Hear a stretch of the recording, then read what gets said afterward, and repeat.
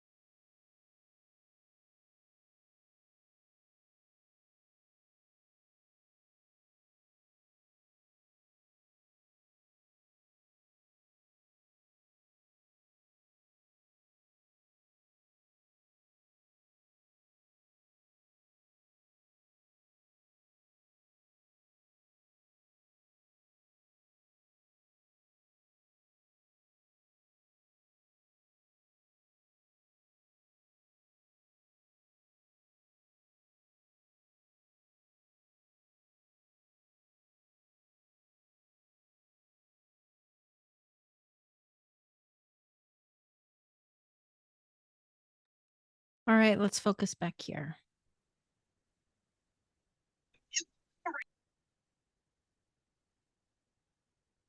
My phone is dying, so I'm gonna log in through my tablet, just so you know. Okay.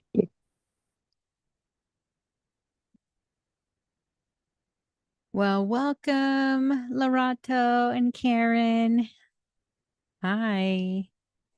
So we've just been engaging in the heavenly classroom. Hi. Hi. It looks like you're cold there. It is very cold and we're fighting with flu, but Oh, we're still steady. well, I'm glad you're here. That's nice. Thank you. I'm glad I'm here as well. You look amazing. That's nice. Thanks. Beautiful. Very beautiful. Colorful and beautiful. Thank you. I appreciate it. I'm sporting an Africa shirt with a little South Africa heart. Do you see that? That's my Africa with South Africa I in the see bottom. it. uh, okay. Beautiful. Yes, I'm wearing a t-shirt to teach today. I don't even care. Oh, guys. Well, It is warm on your side. it's what? Is it warm It's not where I'm or at. weather? Okay, so I live in Kansas and the weather changes all the time very drastically. So, um, like last week, it was nice and getting into summer kind of temperatures. This week, it has been cold and wet and the opposite. So, right now, it's still pretty chilly here. So, I won't give you the real temperature because it will mean nothing to you. But, yeah. Well, guys, when we were engaging, is there anything that you got that you'd like to share?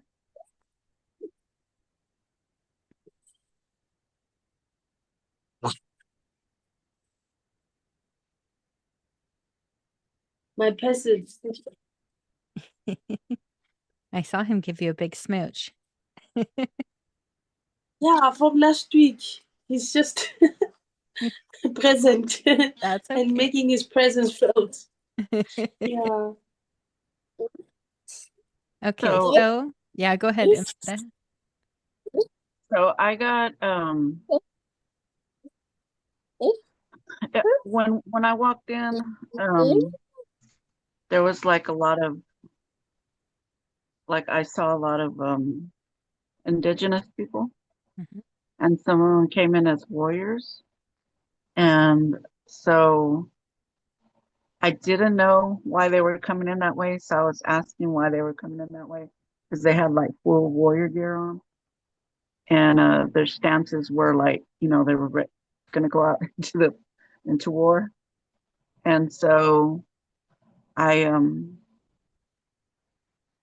I prayed, for that if they were not, in the right frame of mind or the right spirit, that they would become, uh, that they would be in the right frame, that they would go into whatever it was that we were doing in the classroom, and just prayed for protection around us. Any interlopers that were there, that they would didn't have to leave, but that they would necessarily have to be in the spirit with us and be listening to what was going on, and they could either stay or go.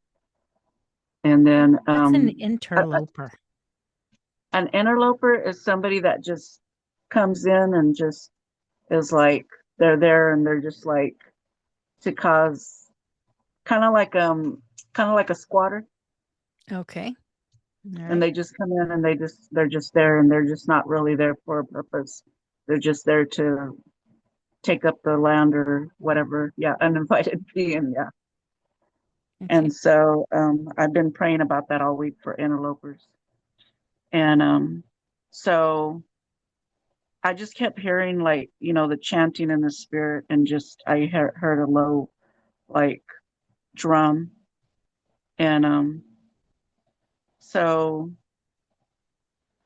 I just keep hearing a lot about healing in the land. And I was trying to find out what the earth was trying to tell us because I felt like the earth is trying to say something to us. But I didn't know what it was, but I just know that he's, the earth is already um, like changes need to happen now. Like, kind of like you need to take care of the earth. Some things are going to be changing in the earth. That's That's interesting. what I Cool. Thanks, Amanda. think. Fair or Nydia, did you get anything? I can't remember because so I kept hearing something like repetitive, but I can't remember what it was because I got distracted. Um, anyways, but I also saw the tree of life and eating of the tree of life, and then going back again to the pool that we went last week. Just relaxing and taking just that time. I'll have to kind of engage again over the word that I kept hearing again over and over again. Sorry about that. That's okay. That's good. Fair asked, can someone see what is being pulled off of my scalp? And she said she didn't see anything. She was just resting. So maybe let's just press in for a minute about that.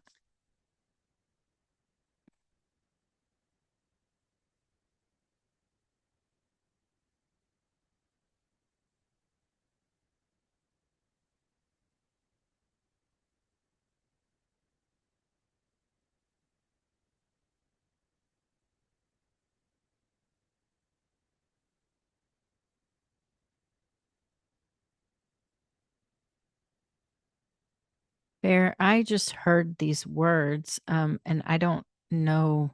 I'm sure that other people will get more about it than just this, but I just heard dead weight. And so I'm not sure what that's about. But that's what I like the words I heard.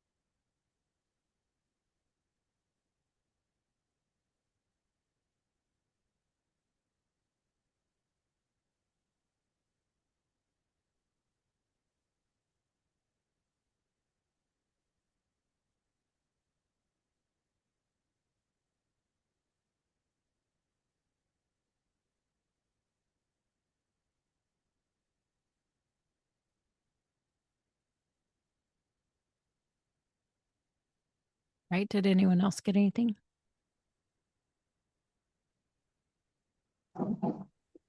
I actually saw like a little string, like a little twisty string come out. And when you shared what you saw, I heard ruminating thoughts. Like I'm saying this, I didn't see this, but kind of like unfamiliar spirits where they're just whispering untruths and they're just ruminating. That's cool. Awesome. Thanks, Nydia. Anyone else?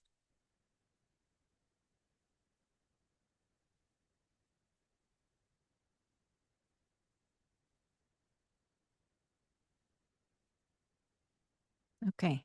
Well, I also wanted to say that I was engaging with the earth too, because of what Amanda was sharing. And I felt like a very strong, I don't know how to say this, like a sense that we need to connect with the earth as humans, like a lot more. And so literally like grounding, connecting physically with the earth more. Loretta, what's up?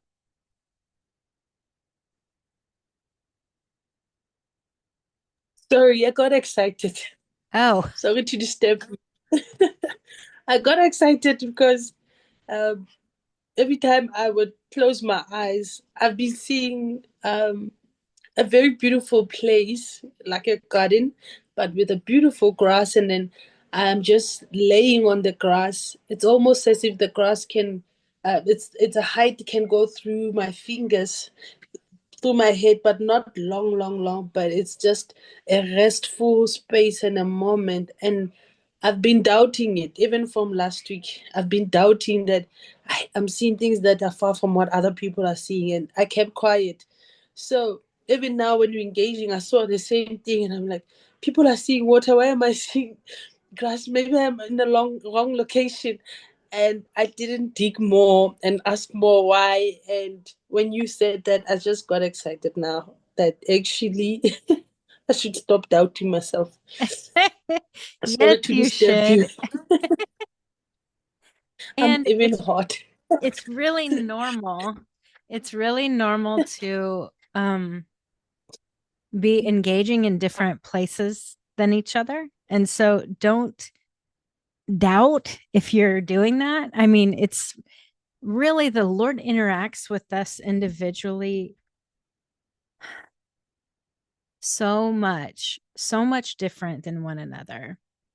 And sometimes I was thinking this the other day. It's like what I see is from the perspective he wants me to see from.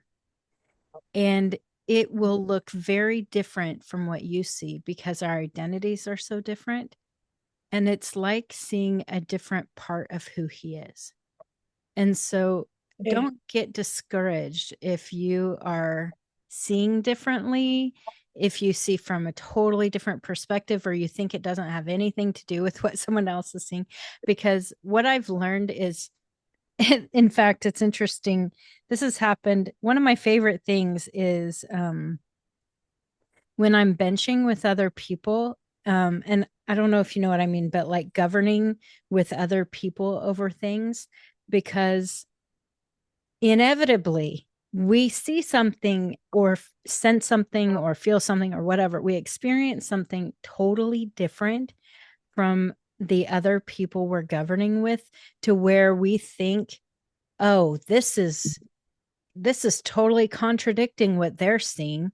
And so then you don't want to say anything. And then you end up doing it anyway and just saying, I'm sorry. It's not that I don't believe you, but this is what I was seeing. And then the Lord ends up showing you how it's both things are meaningful from different perspectives and for different reasons. And it's so interesting because as humans, it's like we seek and need validation that what we are experiencing is from him. So when someone says something different, we go, oh, I must be wrong. Oh, I don't know what I'm doing. My relationship isn't very good. I mean, we all do this. And so anyway, I just want to encourage you that even if what you're seeing is totally different than what someone else is, don't doubt it. Just enjoy it with the Lord and get what you need out of it, because it will be important for the body, actually. Okay. Thank you. Yeah. I needed to hear that. Good. I feel like we all need to hear that sometimes. So, yeah. In fact, Like a reminder. yeah, you know what? Even when Amanda was sharing what she saw in the heavenly realms, I'm like, Lord, how does this have anything to do with what we're doing in class this week? And I'm like, maybe I'm off. And I start questioning, okay, this is always what I do, the same thing as you. Like, I'm like, maybe I'm off. Maybe this isn't really what we're supposed to be doing. And it's like, we need to trust that both of our experiences are valid instead of just one, you know? And we have a tendency to trust the other people's experiences more than our own for some reason.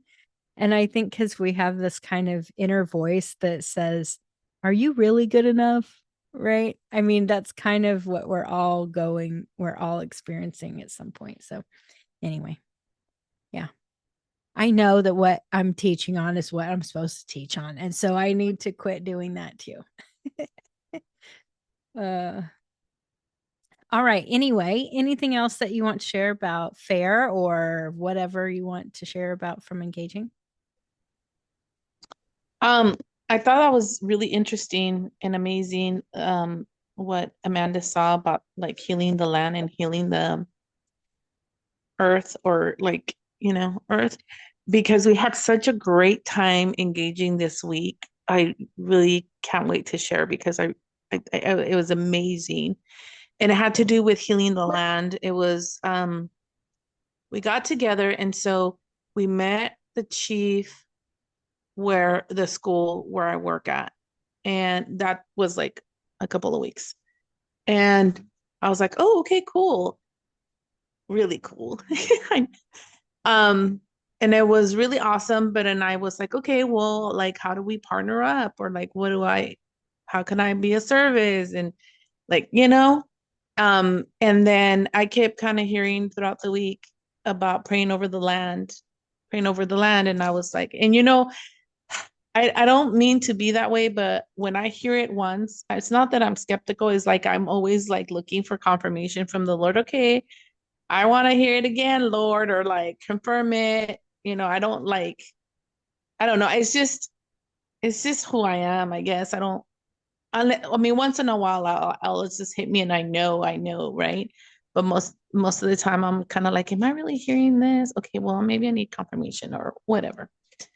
Um, So long story short, Amanda and I got together this week, and I told her, I've been hearing this, and I think this is but you help me engage so that we can pray to cleanse the land. And so we did.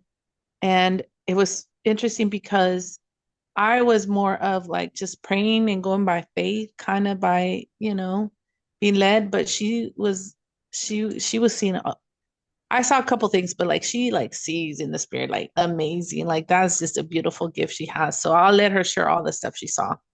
So I thought it was so cool. So I think what the Lord has been doing with me lately is giving me word by word. And so it's not anything that I've been doing in the past, but something that I've grown into. And so he showed me that the land there, that there was like, that the settlers came in and they promised the indigenous people that were already there, they made a lot of promises to them. And then when those promises, they didn't come forth with the promises, they actually took over the land. And so then, there was a lot of bad um, blood between them, I guess you could say. And so they got into a fight, and then there was a lot of slaughtering, which media is the one that saw the slaughtering. But what I saw was that they got the head of the like mayors, or it was the government of the city, and they took them and they had them, chained by their necks and by their wrist and their feet, and they were kneeled down on the ground. And like he didn't actually show me that they beheaded them or anything like that, but that was what happened. So there was a lot of slaughter there. There was a lot of bloodshed, and the father was wanting that land to be taken back, and he wanted it to be cleansed and to be cleaned. And so, after we, prayed about it and went through everything, um, I saw like a line of um, indigenous people. I see them as Indians. So it's kind of like, that's the land that they took. belonged to the tribe that was there. And so I saw a line of them, and then they started just like sweeping through, but they didn't have like sweepers. They were just walking through, and they were cleansing the land. They were praying over it, chanting over it. And then I think Nydia's husband saw like the how they put the yokes on the bulls and they have that little tiller in the back, and so the land was being tilled, and so she saw green, and then I looked up the word green and it meant rebirth, new growth, um, and just similar words to that: new birth, regrowth, and just new beginnings was one of the words too. And it was like I could see like snow. It was like, so maybe it was like happened during the winter time or something. I don't know, but I saw like it was snowy out there when that happened. And is there anything else, Lydia? No, well, no, I think yeah, that was yeah, quite a bit. And then Oh, so just, so there was a lot of forgiveness of like the events that happened and then like the bloodshed over the land. And so like like cleansing of the land. And then the the natives, the Indian, then like celebrated, and then the chief said, "Now I can rest," and which remember is pretty the awesome. prayer that you prayed? Remember the prayers that you were praying? There was three parts. And the last part is when I saw like chains fall off, the chains that were around the neck and the hands and stuff, and I on the don't land, remember. like it was like it's like you have a square, and each square there comes a chain, and they all meet in the middle with the lock, and so that lock was broken, the chains came off, and then that's when you prayed about the demonic at the very end, I and don't remember. So after she it just prayed that goes prayer. through it, and then after that, I remember bits and pieces of it, but I'm so Yeah, bad at. after that, I saw um, more indigenous people coming out, and they were being freed. It was freedom, and they were being released, and they were coming to the cloud of witnesses too. The orbs. That's right. You saw the orbs. Mhm. And then, as if it was it, no, it was amazing. It was awesome. So then, like the following day that I was walking through the school, like I had my eyes open, but like I can see in the spirit, like the white light of like the Lord just shining everywhere, like everywhere I stepped. And it was just, I don't like if I was seeing it with my mind's eye at the same time, like I saw just the light just everywhere, which is beautiful. The kids can, like, the kids can kept coming up to me and just like hugging me and loving on me. And I was like, wait, that's what I do to you guys, not the other way around. But like they were just like hugging me. And I was like, wow, okay. And that was cool. And then another thing that happened, which I thought was really interesting, and I was like, hmm.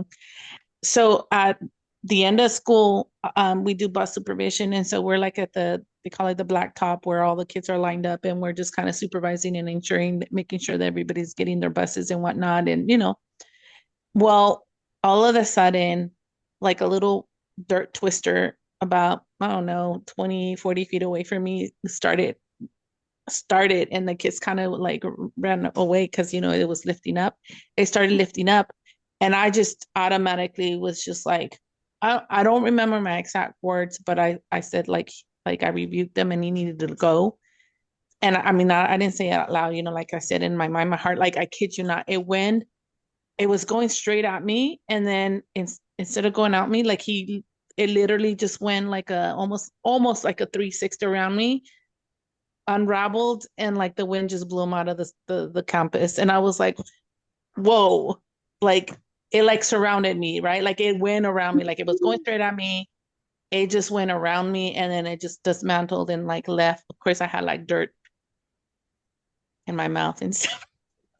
I still got it, but I was like, whoa, that was weird. Like wow. Anyway. That's cool. Yeah. And there was an incident at my job, and we prayed about it because we had like a disgruntled employer, Employer. employee, employee. I'm sorry, employee. Employee, yeah. And Those then the two. next day, we didn't pray for him to leave. We just prayed, and we talked to the angel there, and the angel, I don't know if you remember, but in the beginning, the angel didn't really want to talk to me. He was skeptical of me. But now he came around the corner and he smiled and he said that he was very proud of what we were doing there Aw. and that he wanted us to get more, to bring in more partners to help the people that were coming to the building because he was very interested in, he wanted to see people get help and stuff like that. And so Nidia saw him with the authority of being able to escort people out of the building that were not supposed to be there. Well, the next day that my coworker, the disgruntled employee, was given the opportunity to leave or be terminated, and so he chose to leave. And it was very interesting because media saw him like a little puffball and with like little fists coming out of it, and she just like no, like the father just really showed her what was going on with him because she was telling me things that I knew that she didn't even know it was a male. She just knew it was my coworker. And he showed her that it was a male and that he was fighting within himself and that he did not like females telling him what to do and just different things. And so now we're just, everybody was like at ease on Friday because he was gone. And, everybody was, I guess they were happy that that cloud was no longer there. Mm-hmm. And so, That's cool. And but there she was said that angels also reestablished in their role, in their position in that place, if I remember correctly. And then also there was other angels too that were, well, there was more than four angels, and then there was other ones that were also there to support and help and protect Amanda and just be there. she saw my fire angels. Nice. She said they were buff. That's right. Those big old, I said, wow, you have like these like bodyguards and they're like buff. They're like buff. That's They help fun. me watch. Oh, that's fun. Cool. Well, thank you guys for sharing.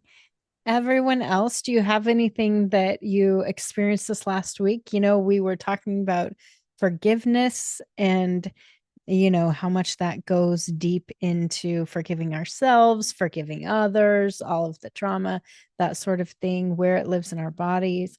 Did anyone have any experiences with that this week?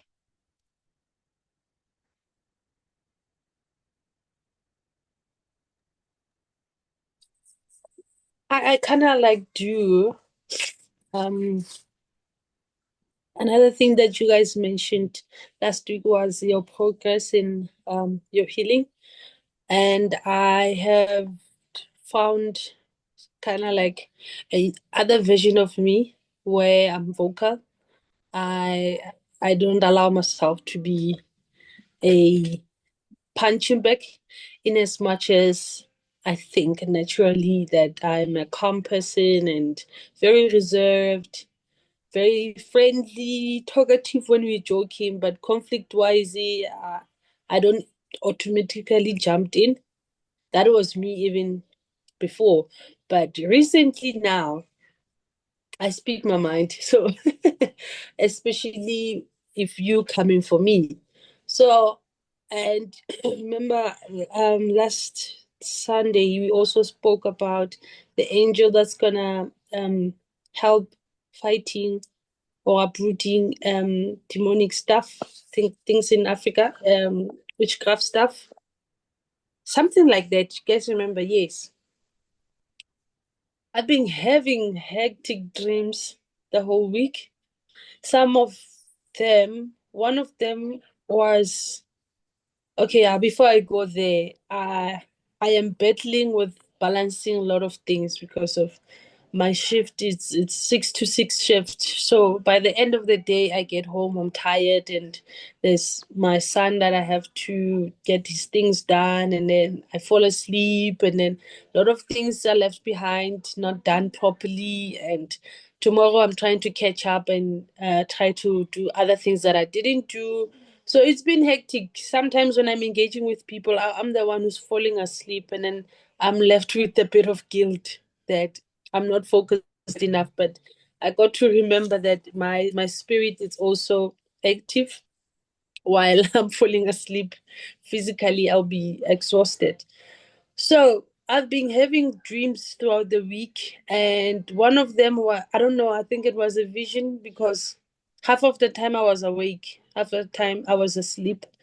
And suddenly this vision or a dream came by where sort of like coming again for a second time, but this time is a bit different where I was in my house, but the house I don't know it physically, but in the spirit I know the house, it's mine.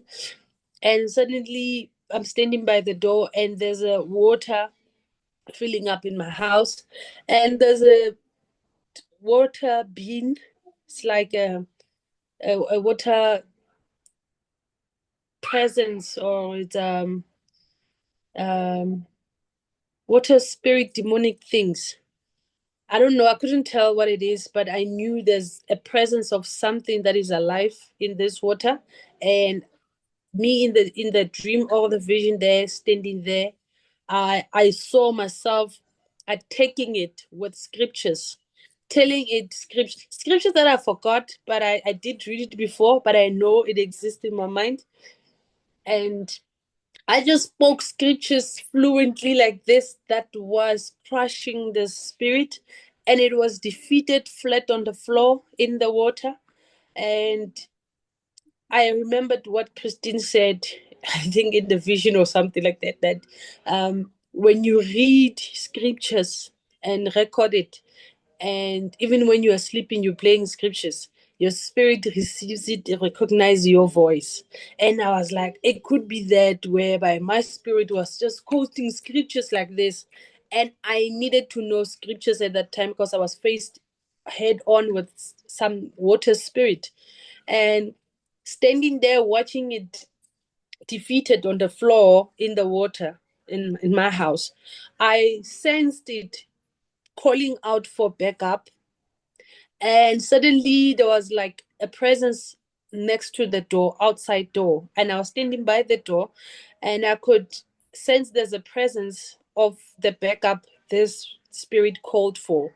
And suddenly when I look at the door, my door doesn't have a door handle. The mechanism for the door, it wasn't there. And I knew then I had some knowledge, a knowledge that it could never get in my house unless I give it the permission to get into my house.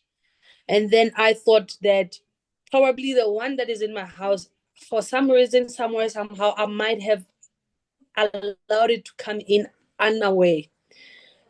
But this one, the backup, is standing outside and he's just waiting for me to let it in somewhere, somehow, unknowingly, again, as much as I've done with this one that is currently in my house. And I just stood there and I knew, even though that my door handles is not there, I know you cannot. And she's gone. But that's awesome. Oh, I know. Too bad. But I'm excited for her. That's pretty cool. Yay. Awesome. Well, until she gets back, anyone else have anything you want to share about forgiveness stuff or anything like that that you've been, any breakthroughs you've had this week with healing? I wanted to share, in addition to what we shared, that all in all, what I learned from that experience was that, and I'm not sure how to explain it, but when sin happens, it doesn't just affect person or the people, but that energy is like spread even to like the land or the things in there. And I mean, I'm gonna ask the Lord to teach me more about what that means and how that works, because not only did we speak forgiveness for the people that lived in the land, but we like the Lord led us to cleanse the land. And it's almost like I guess we cause trauma to the people around us or even the land around us when we sin, especially when it's like those horrific things like slaughter and whatnot, right? But how what we do and what we say not only affects the other human being, but it actually affects our environment and our surrounding and like that energy around us. Um, and then like the land or the items like soak it up.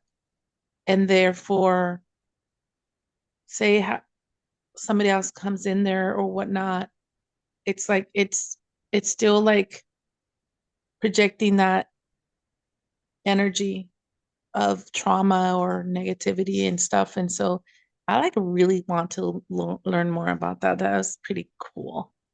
Well, maybe we can learn all about that next week. Because I have a lot to share about all that stuff.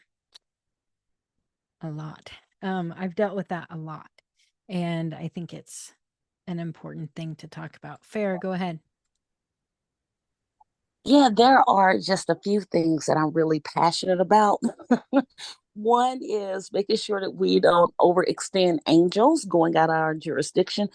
And two, what we do to the land. There's some other things, but um, one of Lisa and I, you guys know Lisa.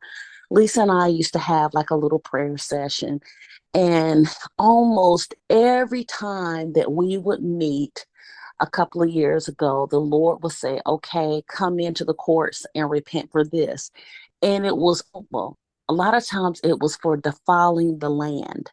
And it was with what people would do that was sin nature and that was trying to access the spiritual realm illegally. And so I am one to tell people, okay, when you do A, B, C, and D, you're defiling the land. And you need to understand when you do so, you get a different landlord. You get a different right. landlord based upon what you are bringing. Mm-hmm. Am I right? Yep, So it's you need to true. be mindful. And so that's Well, can you expand more if that's okay? What do you mean ABC? when we are doing things that are not following Yeshua, when we are, um, I say sin.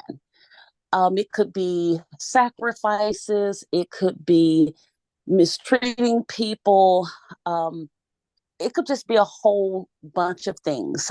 Oftentimes, the enemy attempts to get us to do like this category of behavior in order for a different landlord, which could be an evil entity, to come in and oversee it. And um, so it's important. Good example. Thank you, Holy Spirit. Good example could be a lot of um, gunplay. You'll find in the Black community, you'll hear a lot of people talk about just shooting behavior. It could be actually killings and things of that nature. And so one time the Lord asked me to reach out to this lady who's friends with another friend of mine and asked her to repent for the bloodshed that was near her home. Well, lo and behold, it was her son or grandson that had died. But what was going on, it was more spirits to feel gunplay in the environment. And, they work with legalities. And so oftentimes they're just they being the enemy, trying to just coach us to go a different way other than the Lord. And so same thing with sexual behavior, improper sexual behavior. Same things with alcoholism. They're just trying to get a different landlord to come in. Yes. Yeah. And I'm supposed to address the land around here. There's a angel that looks Native American in my that comes around and check on me, and sometimes he helps me. And I'm supposed to work with him to try to address the land here. Lo and behold, not the Anunnaki, the Akim, who are the Nephilims, they were part of the problem that I've been experiencing with witchcraft. They didn't take kindly with me attempting to step into my authority, and so they partly they put my faith on trial. So again, trying to get somebody to back down to ensure they remain the landlords of this area. That's all. Thanks, Fair. And another thing is trauma too, especially like when you're like, for me, I experienced like there was this one area that I used to drive through every day to go to work, and as soon as I hit that area, I would start having panic attacks or anxiety. So I had a friend that was she did engaging too. She used to be in one of your classes a long time ago, Christine. I don't know if you remember her, but her name was Diane. She passed away this past year. She had a sudden heart attack. Wow. And but um right there was always wrecks at least once a week in that same area. And I haven't heard of any wrecks ever since she prayed over that area and she closed the portal and did healing on that area. And I haven't heard of any wrecks there in that area. That's awesome. Yeah. Cool.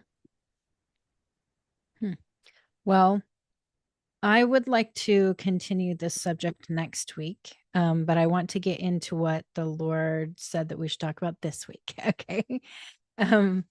So today I know that we're supposed to be talking about trading and how we can use trading for our detriment or for our benefit. Okay. And so for healing and for really receiving more of what we're supposed to be doing. Okay. So I don't know if you guys, I mean, we've talked about trading before in a little bit. But I think that most people forget, and I include myself, most people forget how important trading is for our healing. We think about trading in a lot of different ways, like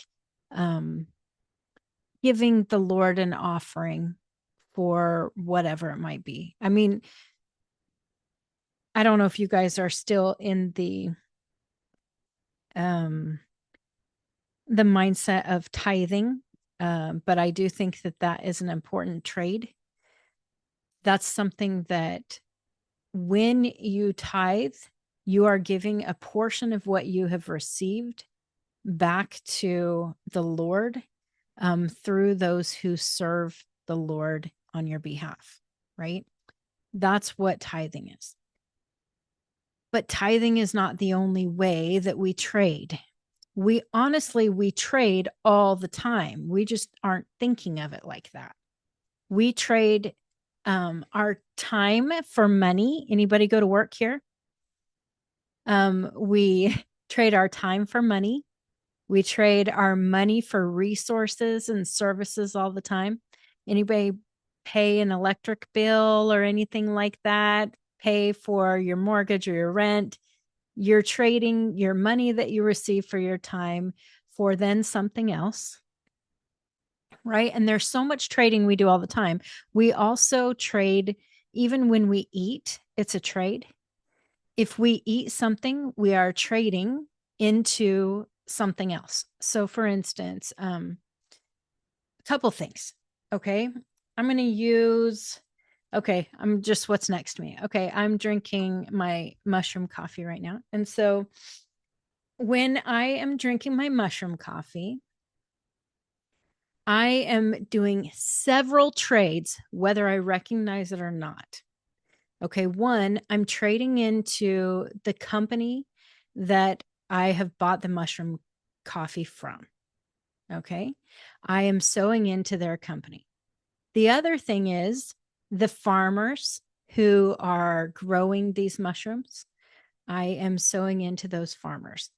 I'm also sowing into the land who is producing these mushrooms. And I'm not only sowing into it, I'm actually taking from the land as well. So that's also a trade. They're pouring something into me. So when I do this, the best thing to do is to really recognize each part of the trade and to intentionally engage with it.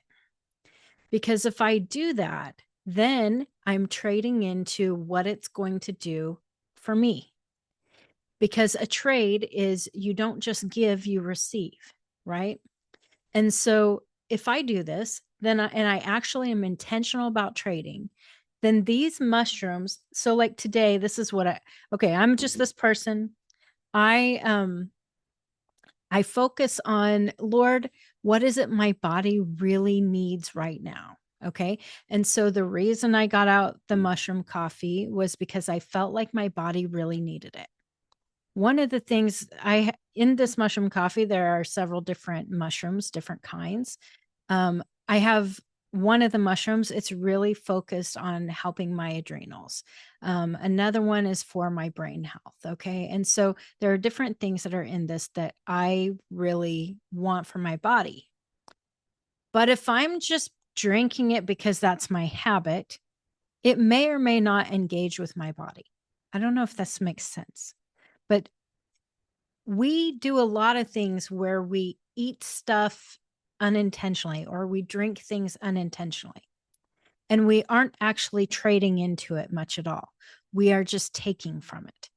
And so it's when we engage with it and we actually engage the trade, it does something different because we're engaging a different realm. And so we have to think about when we are trading, where are we engaging? Are we engaging the trading floors of the earth, which is Satan's realm? Or are we engaging the heavenly trading floors? Okay, thank you. Oh, you guys. Okay. I love you very much, but I am not teaching to names.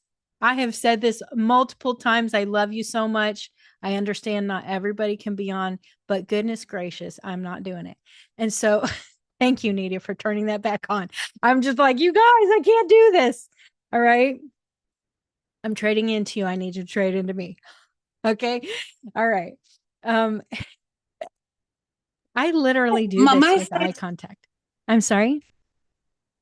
sorry, my side is quite busy. My son is jumping in, and I thought maybe if the video is going to be shared with people, when he bumps in, I needed to cover the video. Well, it's That's okay. just a thought. Yeah. Do Sorry what you for need to switching on do. and off. I am not trying to be terrible. I just need you to understand, everyone understand what it feels like as the teacher. Okay. Yeah. It's very difficult to teach to just names. Can I do it? Sure. But it's very difficult. Okay. Go to the bathroom. You don't have to have your video on when you're peeing. Okay. It's fine. You're excused, Nidia. Do you need to raise your hand to the teacher? May go to the bathroom. Okay. So you guys, sorry. Anyway, the whole point is when we intentionally engage in trading and we aren't doing it just to consume resources, but we do it because we're intentionally doing it, what happens is it engages with us differently. So when we engage the trading floors of heaven, we are doing a spiritual exchange. That's what we're doing. When we engage in the physical at the same time as in the heavens, then what we're doing is a prophetic act where our body engages with the spirit. And so it's very different. When I'm drinking this, I'm not even intentional about it, which I do half the time, by the way. Okay, so just know I am no Satanist. But when I'm taking this and I'm like distracted, I'm just drinking and I'm not actually engaging with it, I'm not engaging in the spirit or in the natural or anything, I'm just doing it, then I'm consuming resources. It's kind of like You know what? Okay, I'll just be honest. This week I had some difficulty with some people wanting to just take from me. They wanted free appointments from me with no intention of doing anything for me. Okay. Now, I'll be honest, that kind of ticks me off a little bit. And it probably shouldn't, but it does, because people don't understand what they're doing. They're consuming me. They're consuming my time, my resources, everything. They're taking money and time from my family when they do that. And so, anyway, I was a little irritated. Now, did I still do it? I did. And I tried to just completely focus in the spirit and not on the natural when I did that, because it was so hard to get out of my flesh in that way. And I did, and it was wonderful. But it's not fair. And I say this, when I say fair, a trade is two ways. It is. Anything you do, you should trade in the heavenly realms, at least in the heavenly realms, if not in the natural. Okay. If somebody needs a free appointment with me, they really need that. I expect them to do something in the spirit to sow into it. You know what I mean? Even if they can't sow in the natural, sow in the spirit. Do something that you are giving to the Lord and offering, because if you don't, it's not a real trade. And it's interesting, because how the Lord works, everything is a trade.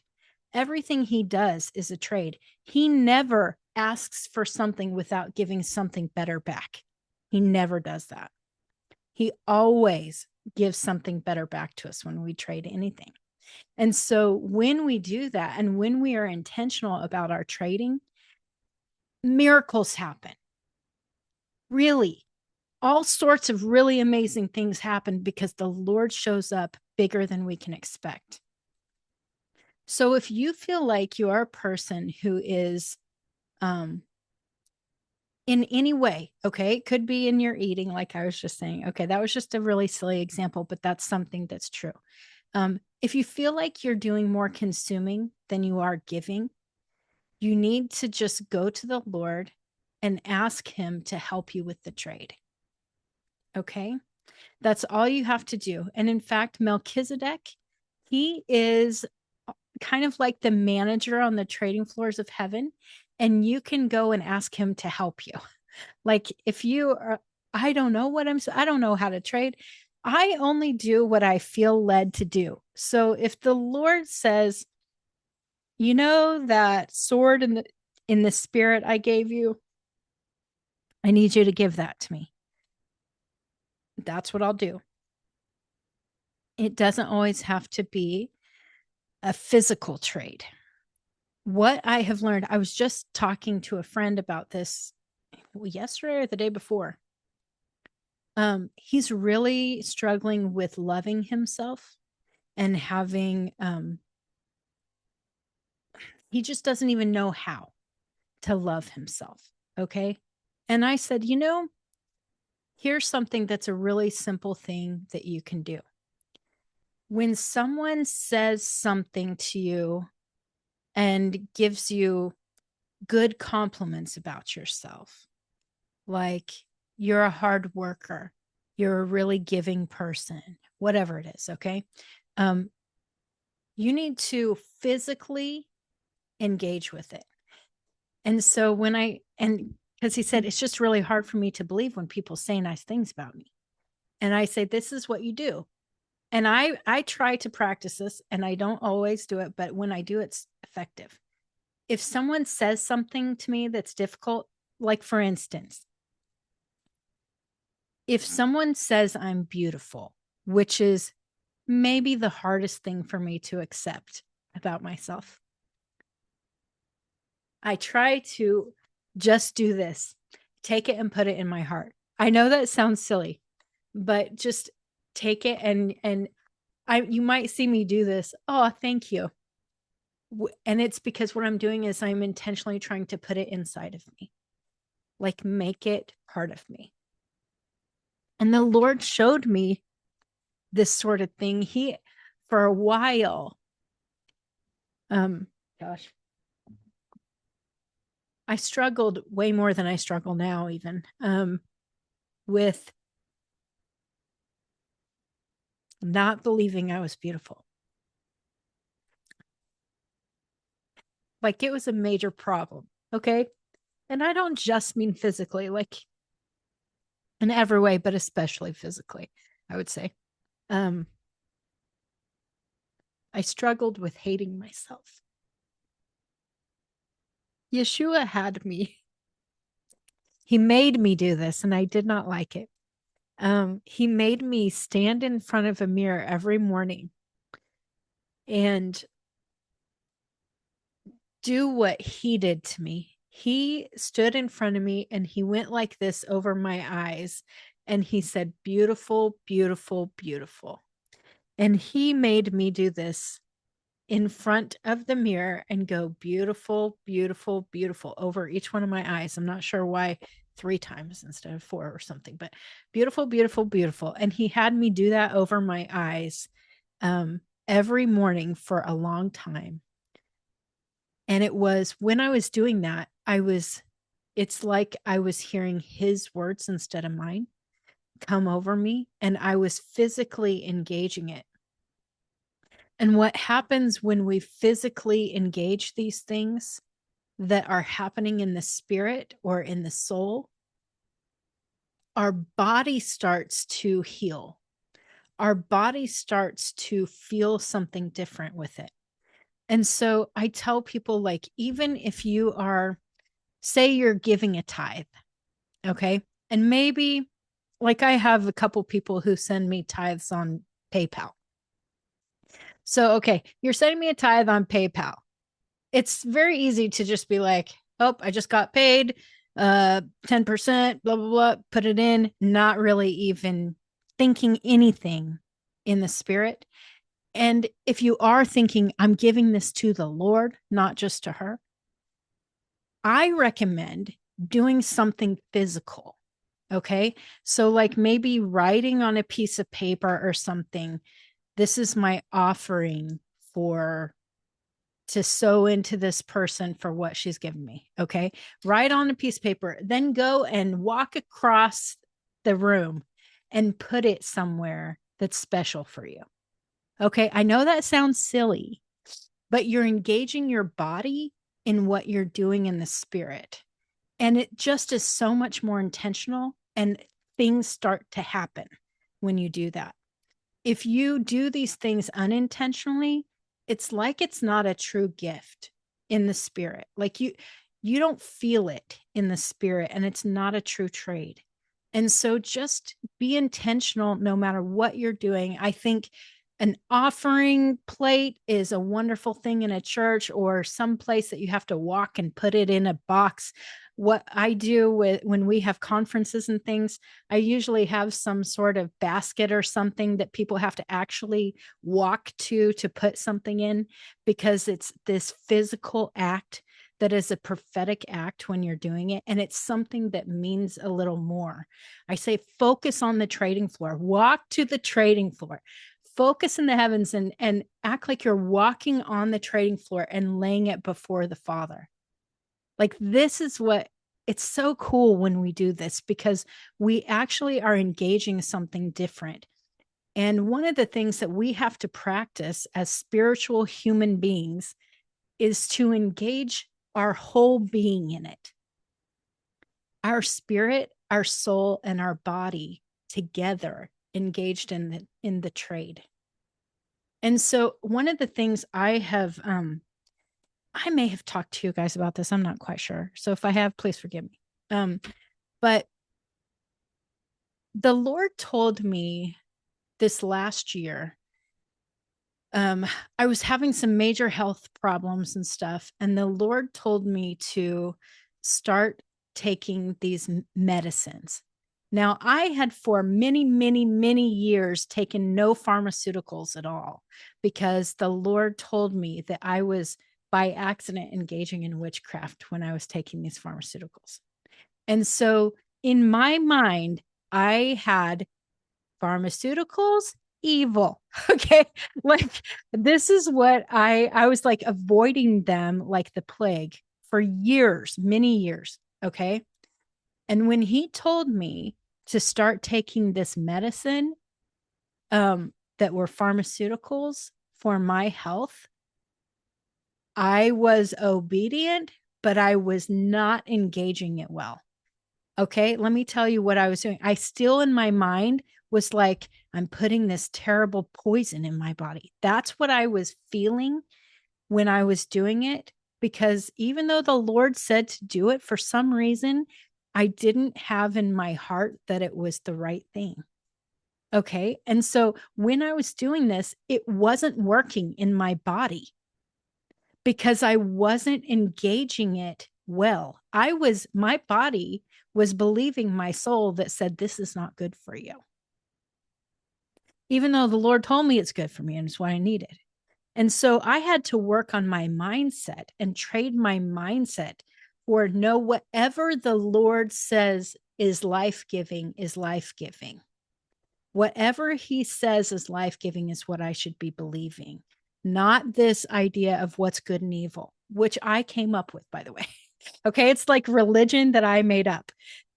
Is this medicine is evil, natural things are good. Okay. That's what I had in my mind. And I made up my own religion around it, basically.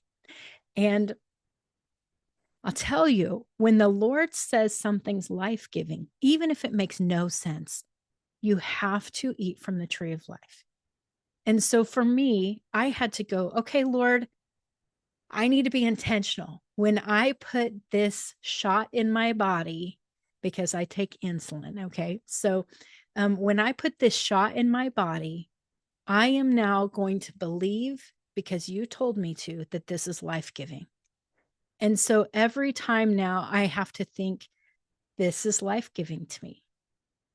And when I do that, my body responds. And when I think, man, have to use more insulin, it does not respond. It is so strange. I wish I could just show you my CGM. My CGM is my continuous glucose monitor, right? So I wear one on my arm and it shows, how your blood sugar goes up and down. It is really interesting to see how my body responds to insulin with my mindset. It is really interesting. The same thing with even what I'm eating, how my body responds. If the Lord says it's life-giving, it is always good for me. And if the Lord says that's not good for you today, don't do it. So I have another nutritional drink that I like to drink. I like to drink every day. Okay. But the Lord is showing me sometimes this is what I need, and sometimes this is what I need. This whole habitual thing that I've done for a long time is not good for me. I have to rely on what the Lord is saying I need to do. And so I have certain things that I have to go, okay, today, am I supposed to have my Rise, which is my mushroom coffee, or am I supposed to have my Zeal, which is my nutrition superfood drink?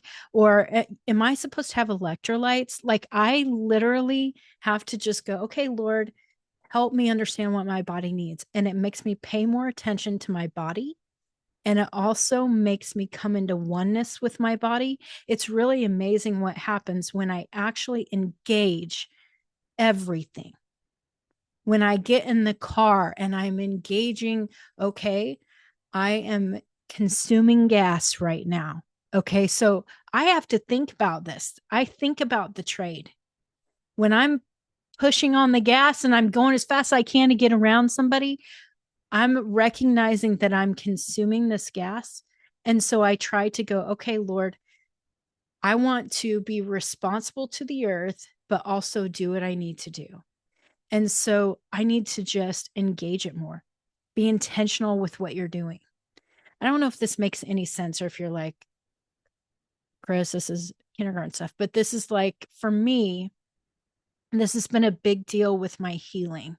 And even just trading mindsets. One of the things that made a really big impact on me is the idea of trading mindsets for what the Lord wants your mindset to be. So we kind of have talked about this a little bit when we talked about affirmations and stuff. Remember that? About mindsets and all of that. But he literally had me go to the trading floor and trade in a poverty mindset. And I don't have enough mindset for I have more than enough. And when I did that, I literally, I took this mindset out of me and I said, okay, I'm stepping over the line onto your trading floor and I'm trading this for what you want. And he's the one who told me, he didn't say you have enough, that's my mindset. My mindset had to be, he wanted me to have, I have more than enough. Well, that was something totally outside of how I was living at the time. Okay. More than enough wasn't a thing. I was constantly living in, I don't have enough. Ooh, I better save this because I won't have enough. I was doing this stuff all the time with everything. In fact, remember I told you I take Zeal, the superfood drink. I was taking that at the time. And I remember like, I'm about to run out of Zeal. I better just not drink it, like take as much of a scoop as I usually do because I'm not going to have enough. Okay. So dumb. I find myself doing this sometimes still, and I have to go, okay, Lord, I have more than enough. I have more than enough. I did it with dog food just yesterday. I was like, oh, we're getting low on dog food. I don't know. Hope I have enough for this next scoop. And I was like, wait, Lord, more than enough. It's fine. And so when I do this, he shows me an abundance mindset and how I'm supposed to live as a king. As a king, the king doesn't worry about, am I going to have enough dog food? Right? I'm sorry, but the king gets all the dog food. If there's no dog food in the land, the king's the one who gets the last bit of it. Right? And so if we are kings and we're living with the abundance of the kingdom, everything we need, we have. In fact, talking dog food, when I was asking the Lord at this one time, I had a friend who had these puppies by accident, and she was about to have a baby, and she was desperate to get rid of these puppies to like a good home. Okay. Because she was afraid of having this baby and having too much responsibility with the puppies and all that stuff. And so I asked the Lord, I did not want another dog. We already had one dog. And I didn't want extra responsibility. I didn't want extra financial responsibility either. And I was like, Lord, okay, should we be getting this dog? And I said, okay, let's all engage as a family, kids. Okay, that was a bad choice. Every kid wants a dog. Okay. So anyway, we all engaged about it. And thankfully they were very good. And they're like, well, we think we're supposed to have a dog, but we really want to see what the Lord shows you. And I'm like, thank you. Just because I think I was the only one who was like not really wanting the dog. Anyway, as we were engaging, the Lord told me, I had two major concerns. Like, do I want more responsibility and can I afford it? And the Lord told me that it's my responsibility to take care of his creation. And then he told me, I always have more than enough. I have nothing to worry about. And I was like, oh, you're right. And so anyway, we ended up adopting this dog. And now I love him so much. And he's just like my favorite. And he shouldn't be my favorite. I don't want to love him more than the other one. But oh, he's just like the best. I love having him. And so anyway, the Lord knows what we need, and he will provide everything we need for what he calls us to do, even if it's just taking care of another dog. Nadia, you're cracking me up. I gotta take care of God's creation. She said that's it. I must take another dog. LOL. Anyway, I'm sorry I didn't see all these things up here, you guys. Okay. Your battery is dying, Amanda. That's fine. Don't worry. Okay. Oh, Karen said, I have had to stand in the mirror and tell myself that I'm beautiful for a while. Okay. We're like sisters. Okay. And then Karen said, the Lord wants me to eat certain foods and it has not been easy. I ask God to forgive me and to help me to do it. The enemy is trying to keep me from entering into what God promised. Oh, yeah, dude, that happens all the time. Just, you got to stand on what he has told you. If it's life-giving, it's going to be awesome. And so even when it's hard, even when it seems like, oh, more greens or whatever it is for you. Okay. I don't know. But when it's like that, you just go, wait a second. This is going to be like making my body feel awesome. This is going to be I am loving my body right now. I was doing this with sauerkraut. Did I tell you guys this? And when the Lord told me I had to eat sauerkraut, I'm like, oh, I don't like it. And I started eating it anyway. And now I love it. And it's one of those things that it felt good in my body. It was exactly what the Lord wanted me to do in my body. And it worked perfectly. It's amazing. I've said this many times now. I don't care what something tastes like anymore, as long as it's something that will give life to my body. And it's like going through the temporary pain to make you better. Have you ever done this? Okay. I have had this shoulder that has been funky for a while. I get built up toxins in my fascia here. And one of the things that I have a doctor who every once in a while he'll have to scrape it, with, I'm talking about. Have you ever done scraping or cupping or anything? So it's stupid painful. It's terrible. It's one of those things that you're like, you feel like you're being tortured, but it is so good in the long run. What it does is it helps my body get rid of that junk that's there. And then all of a sudden it works again. And I'm like, oh my gosh, I don't have pain when I put on my bra. This is amazing. And so there are just certain things that we have to get through the temporary pain to actually help our bodies feel better. And it's not just for our bodies. Think about that concept is just like that for everything we go through in life. They always say the pain of change is hard and the pain of staying the same is hard. Choose your hard, right?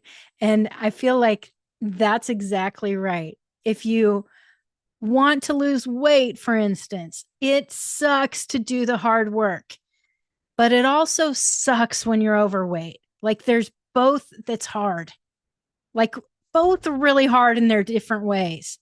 And so we have to choose which one we want to do, right? And so I feel like whatever the Lord says is life-giving to us is what we need to trust. And we go through the difficulties to do the life-giving things. And then in the end, we go, wow, that was pretty awesome, actually. And then we find out, oh, that sauerkraut actually is good. I didn't realize, it's amazing how we get through things. I even remember the first time, okay, I was really into supernatural everything, just whatever the Lord was leading, like I am now. But I was traveling in the spirit a lot because the Lord was leading me to do this. Okay. And I relocating, if you know anything about that. I was not only traveling in the spirit, I was traveling with my body, depending on when it was and what the Lord led. And I did not want to tell people, okay, because it was like I was around all the normal Christian people. Do you know what I mean by normal Christian people? Like the people who really didn't understand supernatural things and would think I was crazy. And so I didn't tell anybody that I was doing this except for those people around me who were also crazy. Okay. And so one day I was in this group and it was just a normal Bible study sort of group. And there was another pastor who was in the group and he said, hey, you guys know this scripture where I think it was Peter, when he all of a sudden he was here, and then he showed up in another town, and he traveled in his body. How, you guys, has anyone ever experienced anything like this? And I was like, he did not just ask that question. Like, who asks if anyone has experienced that, you know? And I was like, I can't say this. I can't say this. Well, I had another friend who was another crazy person like me sitting across from me, and she just looked at me and was like, and I was like, oh no, I have to say something. And so I finally like stepped out. And let me tell you, it felt like I was jumping off a cliff when I was talking about this. I know it sounds silly, but that was a painful freak out moment for me of, and by the way, my family was there who was never at any sort of thing. Okay. They're barely Christians at this point. Had my dad and my grandma there. Like, come on. I did not want to say anything in front of them, for sure, for sure. And so, whatever, you know how the Lord just goes, come on, you better do it. That's kind of, I had this inner Holy Spirit doing that to me. And so I finally just said, okay, I know this is weird, but this is, the Lord has used me in this a lot. And I started sharing these things. And I was also crying about it because I was a big baby. And I was like really vulnerable in this point. And afterwards, I was scared of what my dad and my grandma were going to think. So scared. And then this pastor, Lord, well, this pastor came up to me and he just said, I am so thankful that you had these experiences and you could share this. I was starting to literally question my faith because I wasn't seeing anything that was in the Bible. And I was like, what? You know, this was a guy I thought was like super strong. Then my dad and my grandma came up to me afterwards and said, wow, we didn't realize that you were experiencing so much. And we really respect you for saying that. And I was like, no way. I totally thought they'd lock me up. Like, you know, no way. And so, anyway, it was such a blessing. And now all that stuff is so easy to talk about. I talk about it publicly, you know, and it's just like no big deal. But it's so funny when the Lord leads us into these life-giving situations, it feels like death half the time, because what we're doing is we're killing this part of us that is, quote, normal or comfortable. And so for me, I only had a little bit of dying to eat the sauerkraut, but I had a lot of bit of dying when I was stepping out in faith about this other. And the truth is, we always receive something great in the trade when we're engaging in the Spirit with the Lord. And so when I didn't realize by stepping out on faith and doing what he said was life-giving, like in the whole traveling in the Spirit stuff, I did not realize that I was trading anything. I thought I was just being obedient. But what happened was a huge trade. These people grew like crazy because of my simple act of obedience. And that was a huge deal. That was a big trade. And so it's so funny when we really go toward the tree of life and we do what he is telling us to do, and we engage it in the Spirit, like, okay, Lord, only for you, the trade happens. And it's beautiful. And so I just want to encourage you this week to focus on the trade. What are these mindsets that the Lord wants you to trade in for something else? What are these things that he's calling you to in your health that you need to trade? And say, I don't know what to do, Lord. I have lupus. What am I supposed to do in the trade for that? Just take it to him and say, here's the lupus, Lord. What do I do now? And he will just return something back to you because you're engaging it in the Spirit. And you're saying, I want to trade in what I have for what you have. And so you can trade good things and bad things. It doesn't matter. We're trading all the time. Just like you're trading your time for money, neither one of those things is bad. You're trading the good things. You're trading good time for good money, right? But we have to engage it. We have to do it in the spirit. If you trade your time for money and you're not engaging it in the spirit, if you go to work and you're just like, whatever, get up for work again, but you're not actually engaging what the Lord wants for you when you're doing it, it'll lead to death. It'll be eating from the wrong tree again. It'll be this trading on Satan's trading floors. It's back to the good and evil tree that always leads to death, right? I'm doing what I guess is good, right? We don't need to do that. We need to engage the tree of life and trade on heaven's trading floors when we're doing these things. If you are trading and you're trading outside of him, you're missing it. Okay. We want to always trade into what he's doing, what he has for us on earth as it is in heaven, right? Give us today our daily bread. These are these things that we need. We need to engage him for it, not just engage the earth for it. If we keep on these trading floors, we need to expect the trade, right? Okay.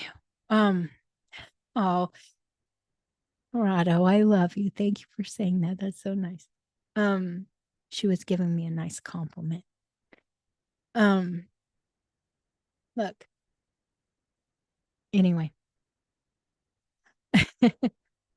You guys, I hope that you know that you are loved and that there is a lot that you can trade for. I want to remind you of one last thing. It's about Satan's trophy room. This is okay. Amanda, did you want to say something first before I go on? I was just going to say that's so amazing, Christine, because it's, usually I do a recap of the week, to see like what it was that I was engaging with during the week, for the class and, prepare in the morning.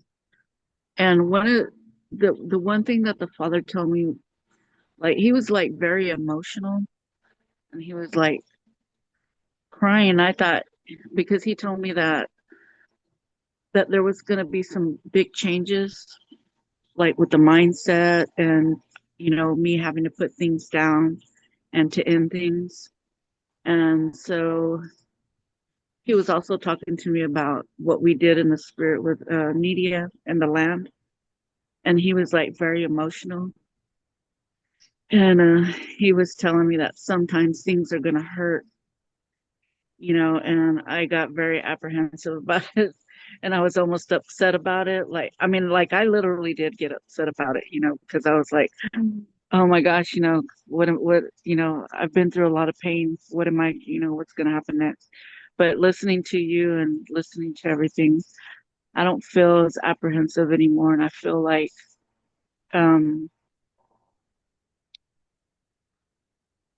just a reminder, that the Father does love us so much. And that's all he kept telling me was just remember that I love you. So I really appreciate everything that you said. And also, the other thing that I was going to say was how he showed me this morning when I was doing my recap was that a lot of times when I'm trying to do something better, as as I think it's better, that if it's something that he told me that I need to do, I'm not actually engaging with it.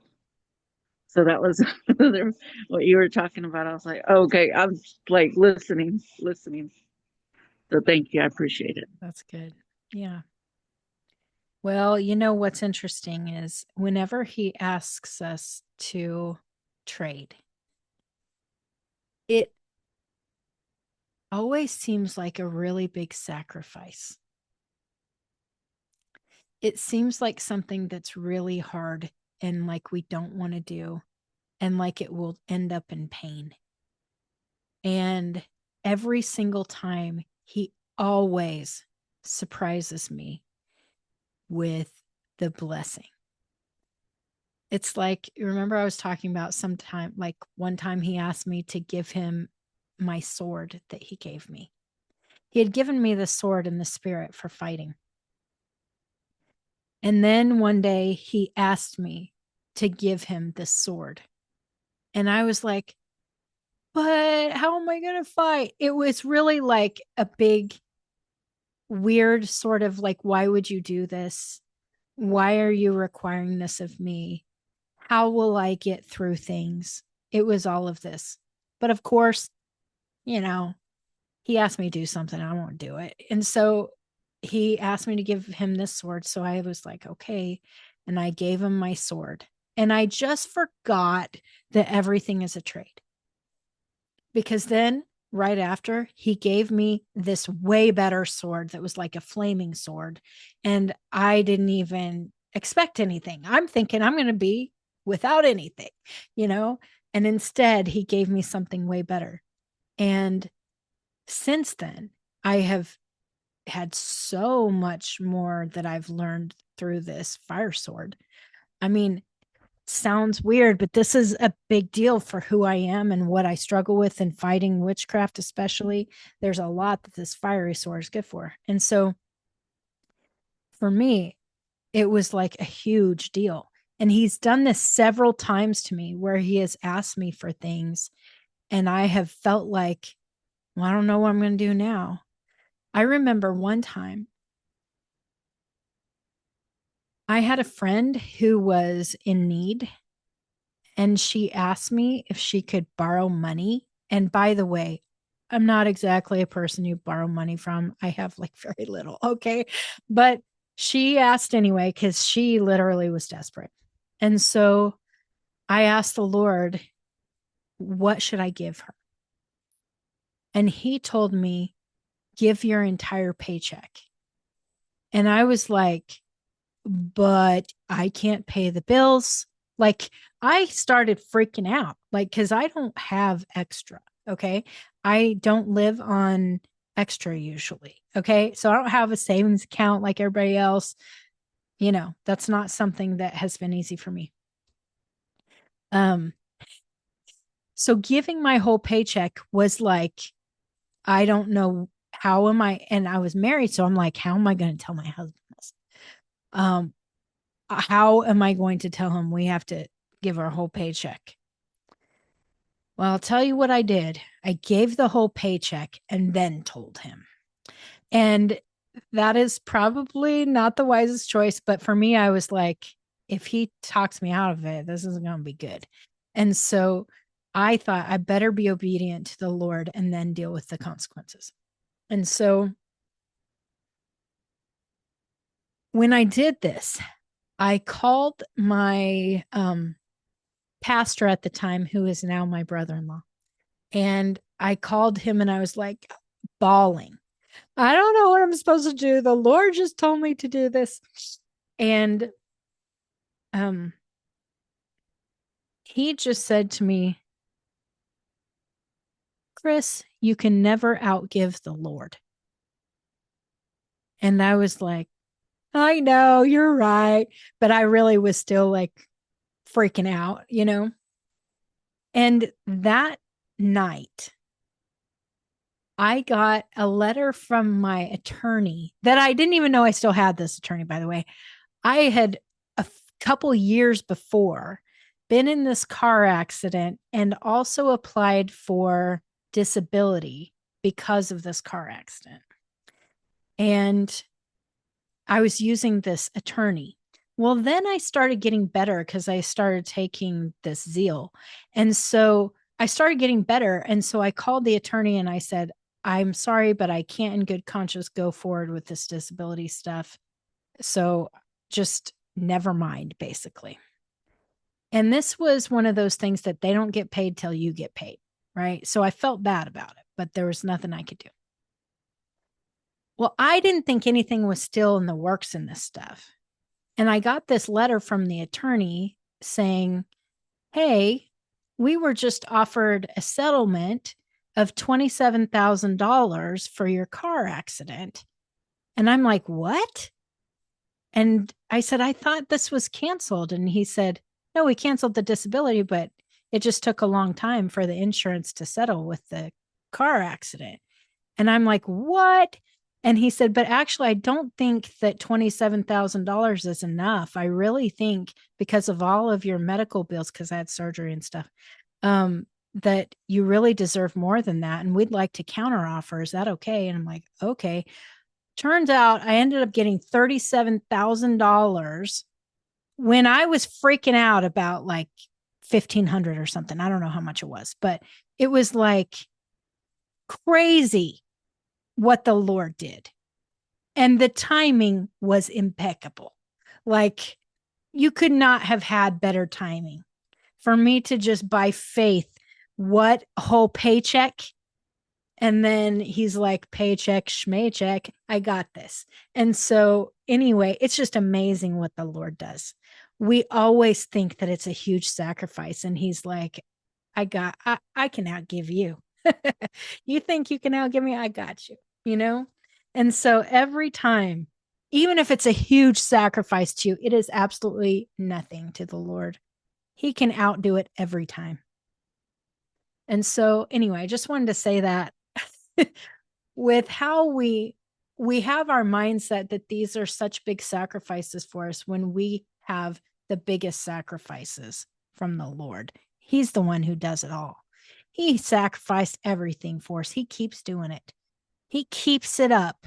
That one thing he did with Yeshua that's the biggest ever, he keeps on doing it. He just keeps on like, I can even do better than that. I mean, it's amazing. We think there's nothing could ever be better. And he always just keeps outdoing himself. That's how he works. And so let me just say, I was going to talk a little bit about, Satan's trophy room and how I'll just be brief about it. The enemy has stolen lots from you. Okay. Lots from you, lots from your family, whether you recognize it or not. Okay. Bloodline stuff. It's a thing. So he has done a lot of stealing and a lot of things you have willingly given up by accident. Okay. You've lost a lot of things. He's stolen a lot of things. He has this trophy room that he just keeps all of that crap all of it in. On the trading floor, if you ask for it, you can get that stuff back. So I want to encourage you to seek the Lord. Is there anything from Satan's trophy room that I need back? Because I'll tell you, there is this huge pile on the trading floor of stuff that the Lord is wanting to give back, but many people have just not gone and gotten it.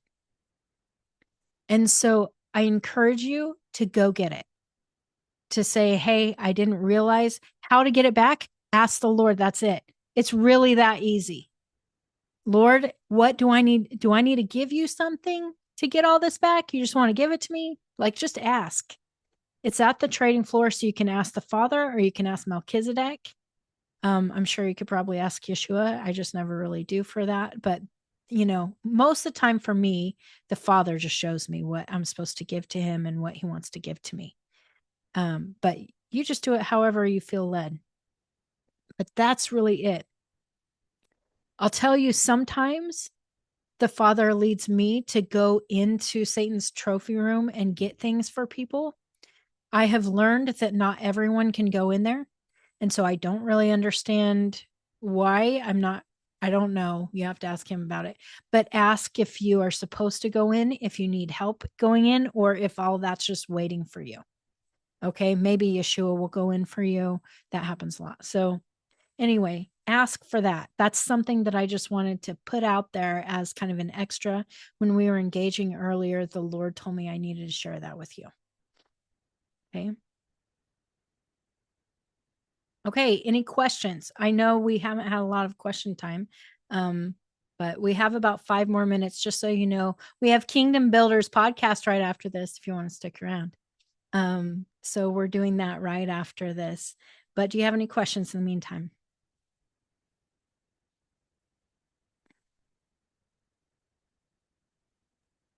No, but thank you so much. A lot of fuel for thought and conversations with the Lord. Yay. Okay. Karen, are you talking to us? I'm talking out loud to myself. Oh no. I want to know how. I'm so new at this. I want to do it, but I feel like I don't know how. I'm trying to feel my way. Welcome. As we all Exactly. are. Exactly. Grab the concept and bring it to the Lord. Yeah. Here's the best thing. This is what I recommend doing, kind of in everything, but in this instance at least. Ask Yeshua to take you. That's the best thing you can do, is just say, Yeshua, will you take me to the trading floor? And then you go, okay, what do I need to trade? Just ask questions. Have him lead you. And if you ask him to go to the trading floor and you don't get anything, leave it alone. Like, do whatever he leads you to do. Okay. I would say don't feel pressured to do anything that I say to do. Just do what Yeshua leads you to do. If you feel Holy Spirit rising up and like, yeah, that's for me, then you're probably going to be led to do it. Okay. That's when you know you need a trade, is when you feel like that. And so even if I say something as I'm speaking, this happens a lot when you're listening to people who are leading you in the Lord. If someone says something and you're like, oh, that's for me, and you feel that rise in the spirit, that's when you need to go to the trading floor and trade into it. Okay. So in the spirit, you need to trade whatever you need to trade. And it could be in the physical. I'm like, okay, I have this brooch. It means a lot to me. I'm giving this to the Lord. And so I'm going to trade that. And what you do is just whatever you feel led to do in the physical and in the spirit, trade into it and go, that's for me. I'm holding on to that one. I want that. If it's joy, if it's healing, if it's whatever it is, and you're like, I need that, that's for me, make sure and do that. Fair. Wait, Lorado, I can't remember who's raising hands. Okay, Lorado, I see your hand raised now, so go ahead. Yeah. I raised mine to say. Oh, sorry. Go What ahead, did you say? Lorado. Okay. If I can go first, mine is not in the same topic. Okay. So just a little bit of experience with the trading floor. I brought that concept to the Lord, and at the time he did not say anything about it. But later on, when I was engaging, he gave me a fun experience. I saw myself actually sliding in, like I'm sliding into home base into the trading floor. And he did that because I've become so uptight about things and so analytical. And he just started asking for me to trade different things. So bring it to him, ask Holy Spirit to remind you, or the angels to remind you when you need to go in, but he'll do it for you. Yay. That's cool. I would assume too, Christine, like Yeah. this can also kind of happen naturally, like not so formally. I was just kind of like thinking how I'm like thinking like at work how I should just like he just gives me this love for the kids, and it comes to me just naturally for the most part, just to love on the kids, to see the goodness in them, and just to connect and like pour into them. Now, I don't see it as, oh, I'm going to pour into these kids like on purpose. It just like flows. Like he just flows, right?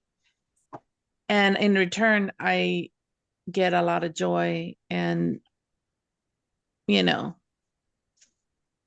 all these other things that the Lord gives me. But it's just like, I guess the Lord is, and I'm trying to like put two together and like learn more about it. But I guess it doesn't always have to be like a formal trade, right? Some of them can be and will be, but not always. Is that like okay? Yeah, I think we definitely trade all the time. Just, I guess the point is that even when you're doing that, just be intentional about trading in the spirit too. So when you're pouring into the kids, do it for the Lord. You know what I mean? just like when I come on these classes, I am doing it for the Lord every time. This is like I'm intentionally flowing in the Spirit, because for me, this is my trade. You guys trade in money and time to be here. And I want to give my best for the Lord when I come and give my part of the trade. You know what I mean? And so that's what we just need to do in every area, I feel like. Okay, Lorato, go ahead. Oh yes, I was gonna say earlier when I was speaking, my phone switched off. I saw a message popping in, and I didn't be able to read it. If there was a message for me, can somebody send it to me via WhatsApp? Because after the meeting, I will not be able to trace the messages in the meeting. Even now, I can't see them because of I think I disconnected when my phone switched off. Okay, I saw one from That's Fair, and it said, I recommend sleeping with scriptures playing. I received a lot of freedom last night from listening to scriptures. And that was something she said while you were speaking about what you were saying. Okay, so okay. Thank you. yes, it's time for Kingdom Builders, guys. So I'm going to stop the recording, and I will see you guys next week, or you can stay on for the next thing. Okay.